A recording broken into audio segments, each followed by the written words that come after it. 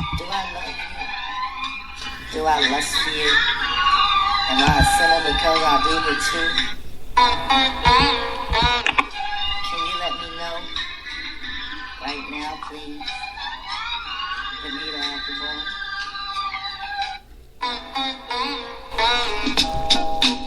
Ladies and gents, welcome to the 2 Cents Podcast. This is Brandon. What's going on, you guys? It's Armand. And we back for the second time this year. Just a little bit of housekeeping before we begin.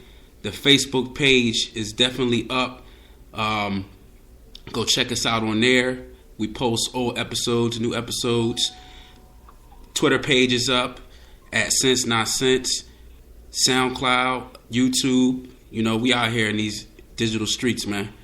How you doing, bro? You know me, man. I'm pretty good, man. Just relaxing. I'm enjoying the new year. Didn't do too much though, but you know, I'm expecting big things this year. I know you are too, so I just been relaxing. You know, trying to get over this last bit of snow that we ready for all that to melt. I'll get back to clean my car up. Yeah, we got hit with something vicious, man. 22 inches, man. Hopefully, be done. But I doubt it, because February and March are the most wicked.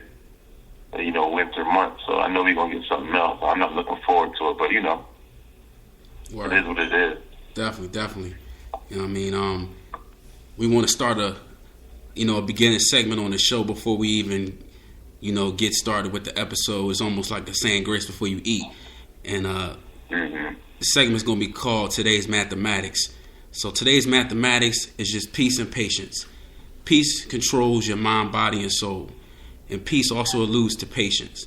For example, I was trying to get this next guest with us on the show. I was trying to get her on. But things happen how it's supposed to happen. And, peace just alludes to happiness. And I would always use peace as my control. And I try to do it every single day. You know what I'm saying? But before we get down to business, I just want to introduce our second guest of the year. Very good friend of mine, and it's a pleasure and an honor to have her on the podcast with us. Hershey raised, Temple made, Christiana Baytop. Welcome to the show. Hello, thanks for having me. No doubt. Glad to have you here. Thank you. Good to be here. Both y'all TU alums. So we got a lot on deck. To talk about. So this is our Black History Odu. We're going to reflect on a lot of our black heroes, black current events, black culture in general. So the first topic we wanted to address is our black clothing lines and, what happened to them and, what were your favorites growing up. This was something Armand, we were talking about this a long time ago. We were wondering dang, the leader and I guess you could say commercial brand clothing lines are mostly European now. And, in the 90s, you kind of had an array of vast flavors and mixes. So, Armand, man, if you want to start with us, man, what were some of your favorite, black clothing lines growing up? Yeah, I'm like the wrong person to ask, because I wasn't really rocking none of the, I wasn't rocking none of that stuff, really. I was, with the Cheltenham, so, I was rocking, you was low Banana down? Republic and Gap and Aeropostale. That was cool for me, because I really couldn't get the polo, because, when I was working, I couldn't afford that. But I never really was down with the FUBU and the Carl Canai, all that stuff. And I didn't really rock cross colors. I didn't rock that. I thought that was corny. So, and I really don't have no opinion on it. So if somebody else want to wear, we believe that everybody's different, so everybody can wear what they want. But I didn't buy any of that when I was growing up, and I really wasn't, because it was just too baggy for me. It was beyond baggy to me. That's a shocker, bro. I didn't know that. Yeah, I ain't rocking none of that. I mean, I was listening to AZ though. Remember AZ? I'm rocking this. He's still on Carl Canai, so I'm listening to AZ. That wasn't acceptable to wear that. So I'm following what I'm listening to. I never really wore that stuff. Cause and more Aeropostale style was in my, busboy price range. I'm in high school, making a couple dollars. You can go to the Gap and get a nice pair of jeans and a shirt, and you still be good. So that was like in my price range. Anyway. Dude, I was all in it. I was doing Woo Wear, Mecca, Pelly. What that was. You did it all. Verso. Okay. You remember Verso? You support your Yeah, I didn't talk about Verso. Yeah. I had some Boss Jones. Even though Boss got ugly. Yeah, some lugs. I had a pair of lugs. property, like I never had State Prop. But Fat Farm, before it got... Remember, it was corny for a minute, but in the beginning when it was kind of cool. I think they all were corny, to be honest. But it was just knowing that they existed, and they were so... Like, you looked at it, and you looked at it, and you knew, like, what it was. Like, or it was clear, like, FUBU. Like, like, it was just that we were represented. Like, I saw a picture of all of NSYNC and FUBU. Yeah. You know what I mean? Yeah, so yeah. it was just that, like, you see us, like Right. we might not be wearing it, but you see us. Right. FUBU was kind of corny to me. I felt like it was for like just like you said, just to have it there, just to have I think it. they all had the same. I don't know. My kid, first 2 years of his life, all he wore was Rocawear, and he had a Rocawear stroller. I don't even know why. I did not it just was like I was gonna support. Like I found like I couldn't wear it because it wasn't particularly my style. To me, it was like more geared to wear. I mean, I had a Rocawear jacket, to be honest. I did have a Rocawear jacket with the fur. Remember those with the RW on the back? But I went to boarding school, and this is crazy. I had this conversation the other day. They banned it. Like, they didn't say no Rocawear jackets, but they just said no parkas with fur lining. And it was just like, okay, you're describing a Rocawear jacket. So it was like, you see us. Like, Right. Either way, even when you try to stop it, you still saw us. Right. So I guess my I think we're favorite. black. I think what they go wrong at is that their clothing line is like all in your face. It's not under the radar. It's like FUBU was for us, by us. It was like huge, and then, you can't wear that. Like, when you get a nice polo shirt, you get like a little small sign, but that's it. And some of that stuff don't even have the sign on it.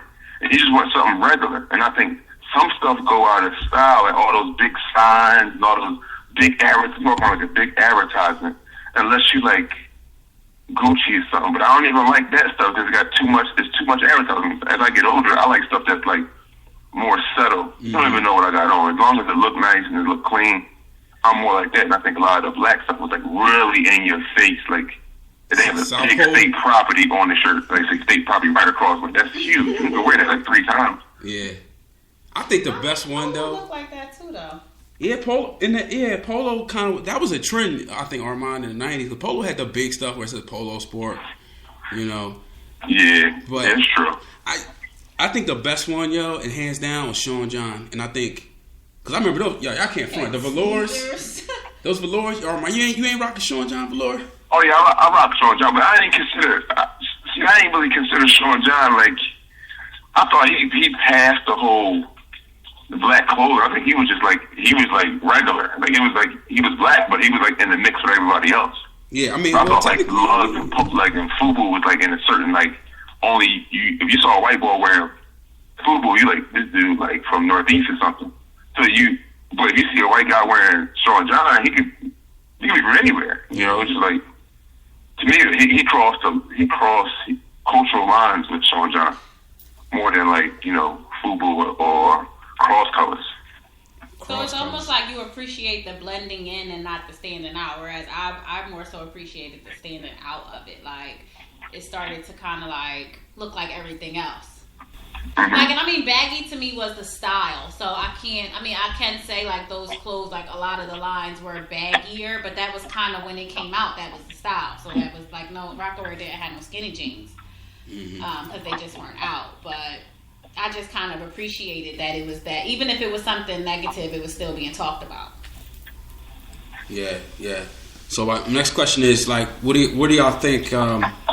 What happened to them, and why did they go away, and why aren't they prevalent today? I think not owning places like, or having stake in places like Macy's or Bloomingdale, because once you sell that stuff, when you sell it in there, you got to give them a cut, and they take a heavy cut of.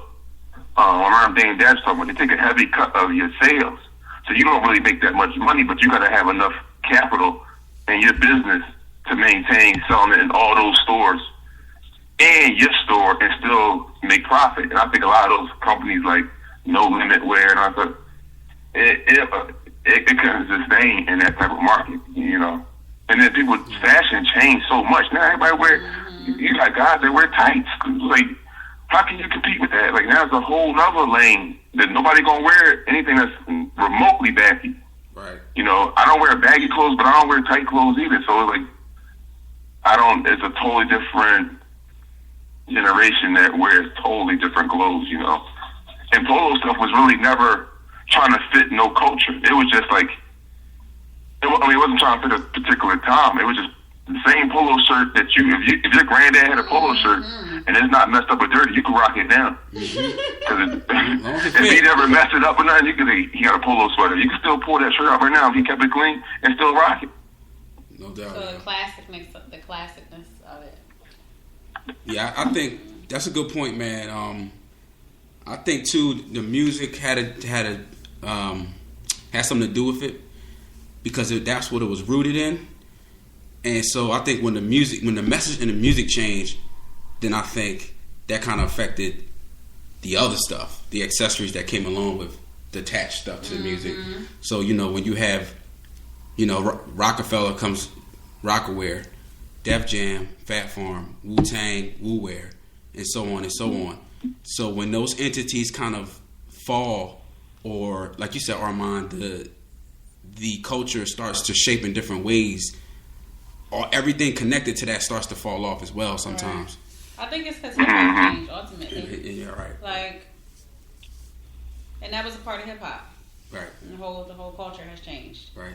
In the sense that that's not a part of the culture. Right. Exactly. But yeah, you about to say something? No, I wasn't saying that. I'm listening to you. Yeah, it's almost like hip hop used to exist in its own entity, and now it's like the entity is like so big that hip hop is like the alien now, and it's just like whatever, you know what I mean? But we can move on to the next topic. So, man, we could just go right into the Oscar situation. So, you know, last week, a week and a half, Jada Pinkett Smith, you know, she posted a video on her sentiments and feelings about the Oscars and how her and Will, you know, wouldn't be attending, and that caused a whole bunch of uproar. I didn't even pay attention to it until maybe she might have posted that Sunday night or something, and I found out maybe Monday morning because I'm like, what is all this going on with Oscar So White, you know? So that's when I heard about it, and then I listened to Aunt Viv's comeback. Brown skin Aunt Viv. Dark skin Aunt Viv. And yeah, man, so we could just all just go weigh in on that, man. What are y'all feelings about that? Well, I think they were out of line. I mean, they're not out of line to say what they think, but to basically say that if I was a journalist, I would ask questions. I would question Jada Pinkett or Will Smith. I'm like, are you saying that they didn't invite you guys because you guys were black? Because that's what you were insinuating. They didn't really come out and say that, but they insinuated that nobody got nominated for the movies because they were black. And then, are you saying the other movies wasn't worthy that did get nominated? You know, so I don't think anybody pressed them on what they saying, because you got to press people on what you're saying. Okay, get to the point. Are you saying that? And then we can look into it if that's what you're trying to make. That's the assertion you're trying to make. So I think it's hard to prove that, because the Oscars been so anonymous how they do stuff since their inception. Nobody knew how they judged films, you know. So, and what you think is truth and what you think is good can be different than what I think is good, or what anybody else think is good. So it's all subjective about what's good and what deserves what, you know. So I think it's hard to make that assertion, you know, when, you know, other people won. Like you said something about Leonardo DiCaprio. You said he didn't really win anything, you know, before. I didn't know that, but he really don't do well at all. Yeah, so never got